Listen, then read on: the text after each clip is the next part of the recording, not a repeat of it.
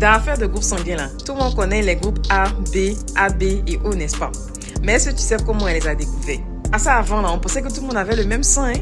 Et du coup, on transfusait les gens sans vérifier et ça causait beaucoup de morts. Et puis un jour, il y a un scientifique qui dit, bon, après il a comparé deux sangs et puis il a vu ce que ça a donné. Et il a découvert quelque chose qui allait littéralement changer la médecine pour toujours. Ce scientifique s'appelle Karl Landsteiner. Et en 1901, il a eu un déclic et a voulu faire une petite expérience. Il a pris le sang de plusieurs personnes pour les mélanger et il a remarqué que certains sangs coagulaient directement dès qu'on les mettait ensemble. C'est là, il a découvert que tous les groupes sanguins ne sont pas compatibles et il a identifié les 3 premiers groupes sanguins, A, B et O. Le groupe AB a été identifié après. Après lui, d'autres chercheurs ont trouvé le système du Rhésus, c'est-à-dire le petit plus ou moins sur nos groupes sanguins.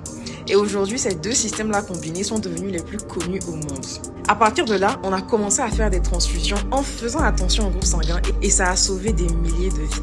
Mais très vite, les médecins se sont rendus compte que souvent, même quand les groupes ABO et le système du Rhésus combiné étaient compatibles, certains patients faisaient quand même des réactions graves. Du coup, les chercheurs ont continué à creuser.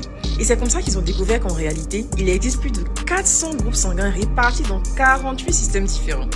On a d'ailleurs une vidéo sur ce sujet que tu peux aller regarder sur notre profil. En tout compte fait, le système ABO et celui du Rhésus ne sont que la partie visible de l'iceberg.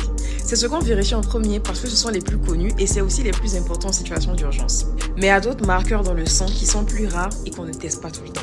Pourtant, il peut arriver que ces marqueurs rares posent problème lors de transfusions répétées ou complexes. Comme pour les drépanocytaires, les patients atteints de cancer ou encore ceux qui ont besoin de transfusions régulières. Donc tu vois, la découverte des groupes sanguins, c'est ce qui permet aujourd'hui de sauver des millions de vies sans pour autant mettre la vie de ces mêmes personnes en danger par erreur. Si tu as appris un truc aujourd'hui, like, commente et partage cette vidéo. Et surtout, n'oublie pas de donner ton sang car tu pourras filer beaucoup d'espoir.